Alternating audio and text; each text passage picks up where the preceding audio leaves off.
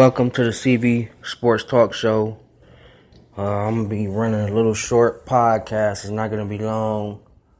But I promise you that around sometimes this week, I'm going to get into a longer podcast and still preview the NFL divisions. Like I said, we're going to talk about the Miami Dolphins, but that's down the line. But today, I want to talk about recaps of Game 1 and Game 2 of the NBA Finals, and thus the Cavs have a shot to win the championship down 0-2 going back to Cleveland. Like I said, this is the CV Sports Talk Show hosted by yours, one and only, Carlos Vernon. And we're going to get into just straight Cavaliers talk because I know a lot of Cleveland fans panicking, and I know we are on the edges of our seat, but you got to remember we was down 0-2 last year, but a lot of people going to say they didn't have Kevin Durant, and that's a fair point, but we're going to get into that in a little bit.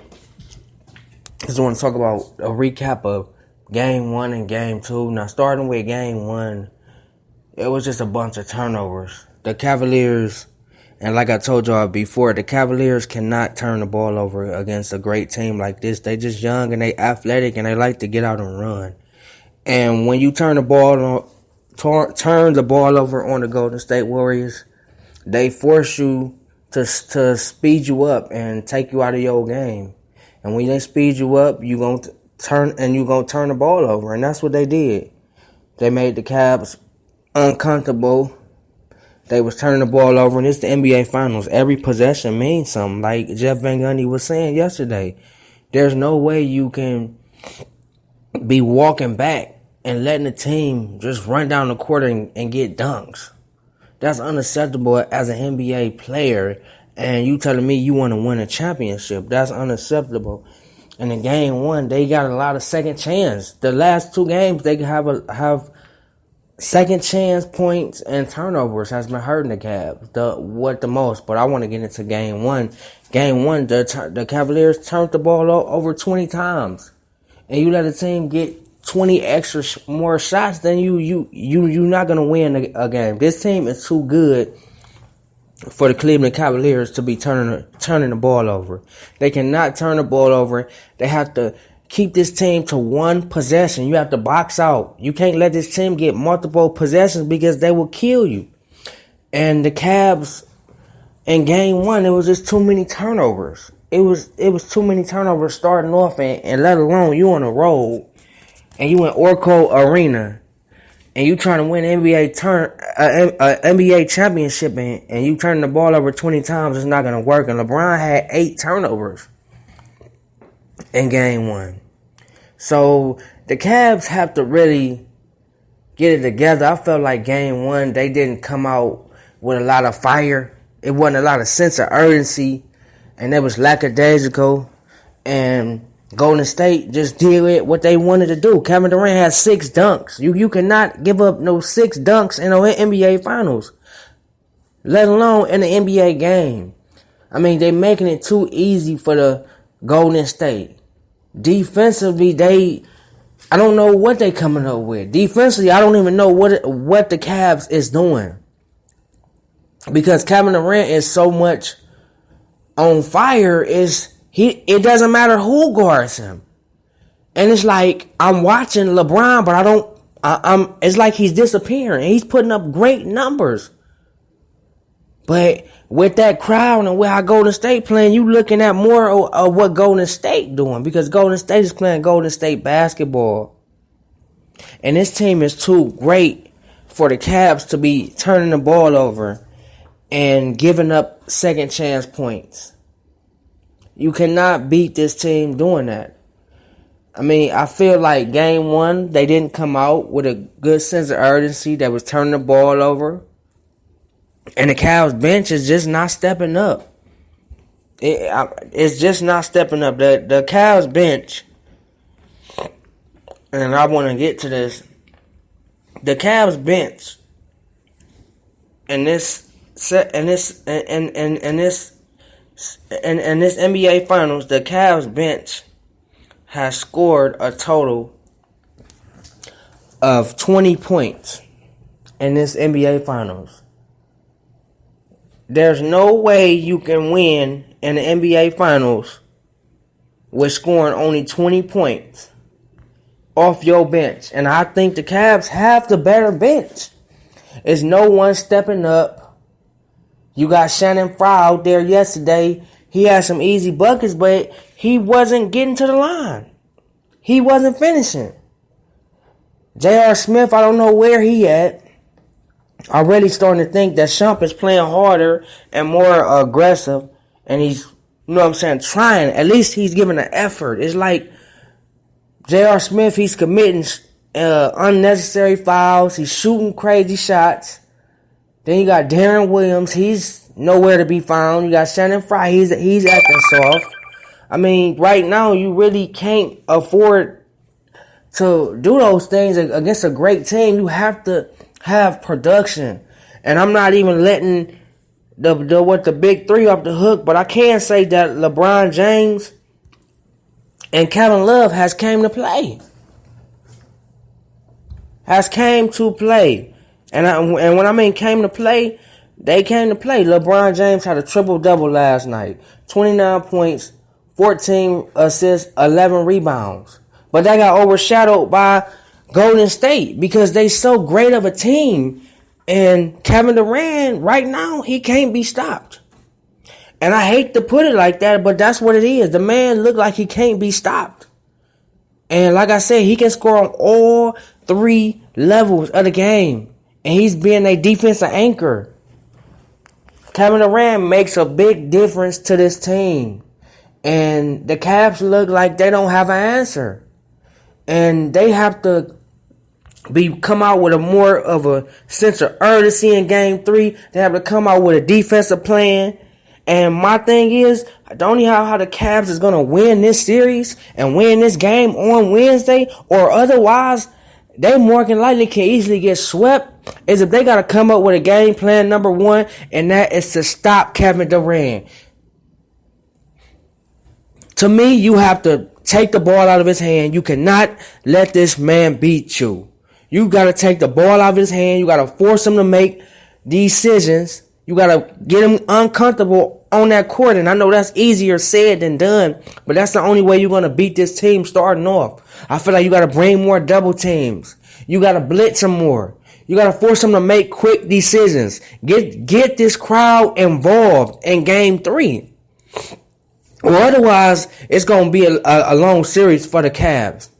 You have to have, and I hate to say this, you have to have Klay Thompson and Draymond Green beat you. You have to take Steph Curry and Kevin Durant out the game, and that's easier said than done. And you're not going to completely shut them down, but you got to maintain them and force other players to beat you and live with the results. If Klay Thompson and Draymond Green can beat me in game 3, and then, hey, I can get my hats off. But I'm not letting Steph Curry go for 30 and Kevin Durant go for 40. It can't happen like that. This man having his way. And the Cavs have no answer for him. I mean, he's telling LeBron, look, LeBron, you guarding me, but I'm about to score on you.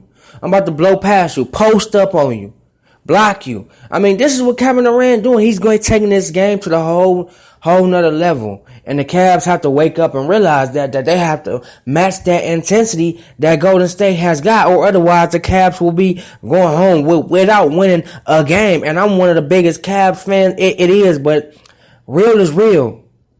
And what I'm seeing, and I know the Golden State only did what they're supposed to do, but it's the way they did it. It's the way. They just protected their home court, but it's the way they did it. There's no way you can come into this game with 20 turnovers in the first game. The last game, they had a great first half, but then in the second half, they just went away. LeBron wasn't getting involved in the offense early. The team wasn't hitting shots. And get credit to when credit is due. Klay Thompson is doing a great job on Kyrie Irving. He had 19 points last night, 7 assists. He shot 12 of 25. That's 34% from the field. In these last 2 games, he's shooting 30% from the field. Klay Thompson is really hassling one of the best scorers in the game, and that's Kyrie Irving. And the Cavs is not going to win with them playing ISO ball. You cannot play ISO ball against this team because number one, it get them to set their defense up. And number two, it gives them help. They can help defense. And number three, it gives the shot blockers enough time to block the shot because you ISOing.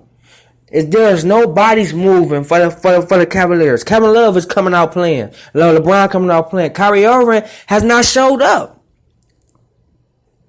And it's going to take more than him. This bench has got to shut up. This bench has got to show up. And you can't score 2 points against this team. The bench have to come out Wednesday and hit some 3-pointers and get this crowd going. Because it's going to take somebody from that bench to have a big game in order for the Cavs to win, because you cannot keep depending on the big three to win. They just can't do it. And they have to slow the game down. You cannot play a transitional game against this Golden State team. That's what they want you to do. The Cavs need to slow the ball down, use the shot clock. Because one thing about Golden State, they will switch. So if you can run a pick and roll with LeBron and Kevin Love, or Kyrie and Kevin Love, and switch, and you can have Steph on Kevin Love, or Steph on LeBron, or Steph on Kyrie Irving, that's an advantage. And you cannot you cannot beat this team in transition, because otherwise you're going shot for shot, and that's their style. You have to force this team to be a half court team. And that's the only way the Cavs is going to beat them. You cannot let them get out and run. I don't care where they at, whether they in Golden State and Cleveland. It doesn't matter if they out there running and they in transition and they turning you over and they speeding you up and they taking you out your game. The Cavs is in some real trouble. So like I said, I think the Cavs need to slow the pace down, use the shot clock, and use the matchups. It's a lot of mismatches because they cross. And then that way you can use Kyrie with a little, you can mix him in with a little ISO ball. So that way you get bodies moving. Swing the ball. The Cavs have to swing the ball. Find an open man. Use the pick and roll to your advantage. Golden State will switch and they will give up points defensively. But when you just letting them set up and you playing ISO ball, you letting their defense set up and you letting their defense dictate of what they gonna do to you, the Cavs is not gonna win. The Cavs need to throw that 1-4 set out, or whatever they call it, the isolation ball. You have to throw that out. The Cavs have to really come out and play team basketball. The bench have to come in and score some buckets. Somebody on this bench has got to step up and help this team. Darren Williams have to step up. Shannon Fry has to step up. And I can't say Iman Shumpert has been playing a decent game. He's not been scared. And I don't know where J.R. Smith been at, but he's coming back home. He's got to shoot the ball more and play more smarter. Not giving up unadvised fouls. Like when you see Kevin Durant running down for a dunk, you can't try to foul him. Just let him go. That's an extra point, and every possession matters in the NBA Finals when you're trying to win an NBA championship. That's what's hurting the Cavs, and the second chance points. You cannot get these teams 3 and 4 chances to score a basket, because that, number one, that deflates you. Number two, that makes you tired. And number three, that is disappointing, because how hard it is to work on the defensive end in the NBA on one possession, let alone 4 chances. You ain't doing nothing but building yourself a hole with this team. This team is too great. You have to really come in with a strategy, slow the game down, use your switching. Use the pick and roll and switch, and use the mismatches and play half court. And Cavaliers have a lot of shooters on their team, but you can't be a transition 3-point shooting team against this team because you playing into their hand. Cavs need to have more of a half court set and shooting threes, where they're setting picks for Kyle Korver, setting picks